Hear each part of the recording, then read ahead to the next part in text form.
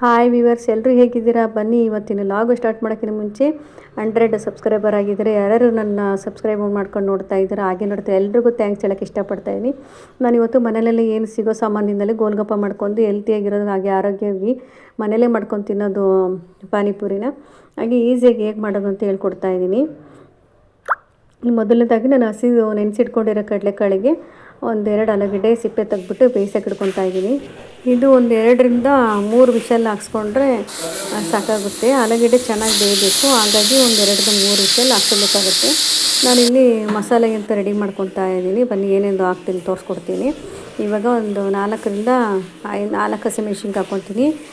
ನಿಮ್ಮ ಮನೆಯಲ್ಲಿ ಎಷ್ಟು ಜನಕ್ಕೆ ಮಾಡ್ತೀರಾ ಅದ್ರ ಮೇಲೆ ನೀವು ಖಾರ ಹಾಕ್ಕೊಬೇಕಾಗುತ್ತೆ. ಎಷ್ಟು ಜನ ಇರ್ತೀರ, ಎಷ್ಟು ಪಾನಿ ಬೇಕು ಅಂತಂದು ಹೇಳ್ಬಿಟ್ಟು ನಾನಿಲ್ಲಿ ಒಂದು 7 ಜನಕ್ಕೆ ಆಗೋಷ್ಟು ಪಾನಿ ರೆಡಿ ಮಾಡ್ಕೊತಾ ಇದ್ದೀನಿ. ಮೊದಲನೇದಾಗಿ ಸ್ವಲ್ಪ ಕೊತ್ತಂಬರಿ ಸೊಪ್ಪು, ಹಾಗೆ ಪುದೀನ ಸೊಪ್ಪು, 1-2 ಪೀಸಷ್ಟು ಚಿಕ್ಕದಾಗಿರೋ ಪೀಸಷ್ಟು ಶುಂಠಿ ಹಾಕ್ಕೊಂಡಿದ್ದೀನಿ. ಹಾಗೆ ಇದಕ್ಕೆ ಕಾಳು ಮೆಣಸು ಕೂಡ ಜಾಸ್ತಿ ಸ್ಪೈಸಿಯಾಗಿ ಇಷ್ಟಪಡೋರು ಕಾಳು ಮೆಣಸು ಕೂಡ ಸೇರಿಸ್ಕೊಬೋದು. ಹಾಗೆ ಜೀರಿಗೆ ಪೌಡರ್ ಇದೆ, ಜೀರಿಗೆ ಪೌಡರ್ ಹಾಕ್ಕೊಳ್ಳಿ. ನಾನಿಲ್ಲಿ ಜೀರಿಗೆ ಹಾಕ್ಕೊತಾ ಇದ್ದೀನಿ, 1 ಸ್ಪೂನಷ್ಟು ಜೀರಿಗೆ ಹಾಕ್ಕೊತಾ ಇದ್ದೀನಿ. ಅದನ್ನು ತುಂಬ ನೈಸಾಗಿ ರುಬ್ಕೊಂಬರಬೇಕು. ಸ್ವಲ್ಪ ತರಿಯಾಗಿದ್ದರೆ ಏನಾಗುತ್ತೆ, ಪಾನಿನಲ್ಲಿ ಎಲ್ಲ ತಳದಲ್ಲಿ ಕೂತ್ಕೊಂಡ್ಬಿಡ್ತೈತೆ. ಹಂಗಾಗಿ ತುಂಬ ನೈಸಾಗಿ ರುಬ್ಕೊಂಡ್ರೆ ಜೀರಿಗೆ ಫ್ಲೇವರು ಶುಂಠಿದಲ್ಲಿ ಏನಿದೆ ಚೆನ್ನಾಗಿ ಫ್ಲೇವರ್ ಕೊಡುತ್ತೆ. ತುಂಬ ಎಷ್ಟು ಸಾಧ್ಯ ಆಗುತ್ತೋ ಅಷ್ಟು ನೈಸಾಗಿ ರುಬ್ಕೊಬೇಕು. ನಾವು ಇವಾಗ ಪಾನಿ ರೆಡಿ ಮಾಡ್ಕೊಳ್ಳೋಕ್ಕೆ ಒಂದು ಬೌಲ್ ತಗೊಂಡು ನಾವೇನು ರುಬ್ಬಿಟ್ಕೊಂಡಿದ್ದೀವಲ್ಲ ಆ ಮಸಾಲನ ಇದು ಬಾಣಲೆಗೆ ಶಿಫ್ಟ್ ಮಾಡ್ಕೊಳ್ಳೋಣ. ನಿಮಗೆ ಜಾಸ್ತಿ ಆಯಿತು ಅನಿಸಿದ್ರೆ ಸ್ವಲ್ಪ ಮೊದಲೇ ಎತ್ತಿಡ್ಕೊಬೋದು, ಬೇಕಾದ್ರೆ ಆಮೇಲೆ ನೋಡಿ ಹಾಕೊಬೋದು. ನಾನು ಸ್ವಲ್ಪ ಹಾಗೆ ಎತ್ತಿಡ್ಕೊತಾ ಇದ್ದೀನಿ. ಇದಕ್ಕೆ ನೀರು ಕುಡಿಯೋ ಲೋಟದಲ್ಲಿ ಒಂದು ದೊಡ್ಡ ಲೋಟದಲ್ಲಿ 2 ಲೋಟ ನೀರು ಹಾಕ್ಕೊತಿದ್ದೀನಿ ನಾನು. ಹಾಗೆ ಒಂದು ಸ್ವಲ್ಪ 1.5 ಸ್ಪೂನು ಉಪ್ಪು ಹಾಕ್ಕೊತಾ ಇದ್ದೀನಿ, 1/4 ಸ್ಪೂನು ಚಾಟ್ ಮಸಾಲ, ಹಾಗೆ 1/4 ಸ್ಪೂನು ಗರಂ ಮಸಾಲ ಹಾಕ್ಕೊತಿದ್ದೀನಿ. ಧನಿಯಾ ಸ್ಟ್ರಾಂಗ್ ಬೇಕಂದ್ರೆ ಧನಿಯಾಗಳು ಮಸಾಲೆಗಳೆಲ್ಲ ಸೇರಿಸ್ಕೊಬೋದು. ನಾನಿಲ್ಲಿ ಚಾಟ್ ಮಸಾಲ ಗರಂ ಮಸಾಲ ಮಾತ್ರ ಸೇರಿಸ್ಕೊತಾ ಇದ್ದೀನಿ. ಹಾಗೆ 2 ಆಲೂಗೆಡ್ಡೆನ ಬೇಯಿಸಿರೋದು ತೆಗೆದ್ಬಿಟ್ಟು ನೀಟಾಗಿ ಅದೆಲ್ಲ ಸ್ಮ್ಯಾಶ್ ಮಾಡ್ಕೊಬೇಕು. ಅದ್ರಿಗೆ ಆದ ತಕ್ಷಣ ಒಂದು ಏನು ಕಡಲೆಕಾಳು ಬೇಯಿಸಿಟ್ಕೊಂಡಿಲ್ಲ ಅದ್ರ ಜೊತೆಗೆ ಗರಂ ಮಸಾಲ, ಉಪ್ಪು, ಚಾಟ್ ಮಸಾಲ, ಧನಿಯಾ ಪುಡಿ ಕೂಡ ಹಾಕೊಬೋದು. ಹಾಗೆ ಇಲ್ಲಿ ಕೊತ್ತಂಬರಿ ಸೊಪ್ಪು ಹಾಕ್ಕೊಂಡು ಸೇರಿಸ್ಕೊಂಡಿದ್ದೀನಿ. ಇಲ್ಲಿ ನಾನು ಪೂರಿ ರೆಡಿ ಮಾಡ್ಕೊತಾ ಇದ್ದೀನಿ. ಅಲ್ಲಿ ರೆಡಿಮೇಡ್ ಪೂರಿ ಏನು ಸಿಗುತ್ತಲ್ಲ ಅದನ್ನು ತೊಗೊಂಬಂದ್ಬಿಟ್ಟು ಕರ್ದು ಎತ್ತಿಡ್ಕೊತಾ ಇದ್ದೀನಿ. ಹೀಗೆ ನಾವು ಹೊರಗಡೆ ಎಲ್ಲ ಹೋಗಿ ತಿನ್ನೋದಕ್ಕಿಂತ ಮನೆಯಲ್ಲಿ ಮಾಡಿಕೊಂಡ್ರೆ ಎಲ್ಲರ ಜೊತೆಗೆ ಕೂತ್ಕೊಂಡು ಸ್ವಲ್ಪ ಜಾಸ್ತಿನೇ ತಿನ್ಬೋದು. ಹಾಗೆ ನಮ್ಮ ರುಚಿಗೆ ತಕ್ಕನಾಗೆ ಮಾಡ್ಕೊಬೋದು.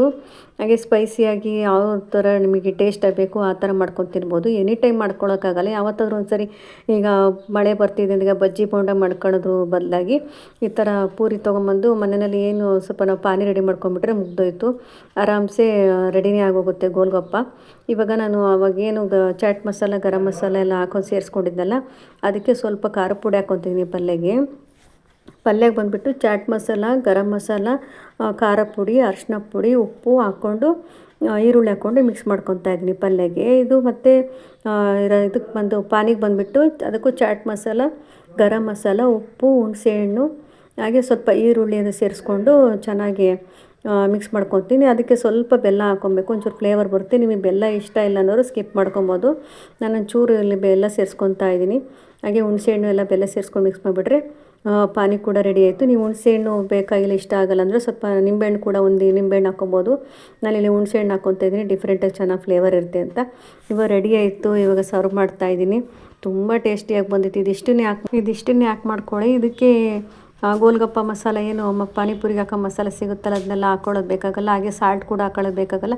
ಮನೇಲಿರೋ ಸಾಲ್ಟನ್ನೇ ಹಾಗೆ ಚಾಟ್ ಮಸಾಲ ಗರಂ ಮಸಾಲ ಏನಿದೆ ಅದನ್ನೇ ಬಳಸ್ಕೊಂಡು ಮಾಡೋದ್ರಿಂದ ತುಂಬ ಚೆನ್ನಾಗಿ ಟೇಸ್ಟಾಗಿ ಕೂಡ ಬರುತ್ತೈತೆ.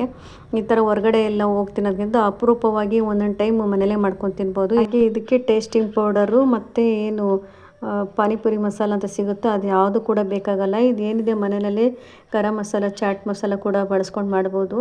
ಚಾಟ್ ಮಸಾಲೆ ಇದ್ರೇ ಸ್ವಲ್ಪ ತುಂಬ ಡಿಫ್ರೆಂಟ್ ಫ್ಲೇವರ್ ಬರುತ್ತೆ. ಗರಂ ಮಸಾಲದಲ್ಲಿ ಕುರ್ಮಾ ಮಾಡ್ಬೋದು. ಇದಿಷ್ಟನ್ನೇ ಹಾಕ್ಕೊಂಡು ತುಂಬ ಚೆನ್ನಾಗಿ ಟೇಸ್ಟ್ ಕೂಡ ಇತ್ತು. ಒಂದ್ಸರಿ ಟ್ರೈ ಮಾಡಿ. ಹಾಗೆ ಯಾರು ನನ್ನ ಚಾನಲ್ ಹೊಸ್ದಾಗಿ ನೋಡ್ತಾ ಇದ್ದಾರೆ ಪ್ಲೀಸ್ ಸಬ್ಸ್ಕ್ರೈಬ್ ಮಾಡ್ಕೊಂಡು ನೋಡಿ, ಹೊಸಬ್ರಿಗೆ ಸಪೋರ್ಟ್ ಮಾಡಿ. ಹಾಗೆ ಈ ವಿಡಿಯೋ ಇಷ್ಟ ಆಗಿದ್ದರೆ ಪ್ಲೀಸ್ ಲೈಕ್ ಮಾಡಿ, ಫ್ರೆಂಡ್ಸ್ ಆ್ಯಂಡ್ ಫ್ಯಾಮಿಲಿಗೆ ಶೇರ್ ಮಾಡಿ. Thank you.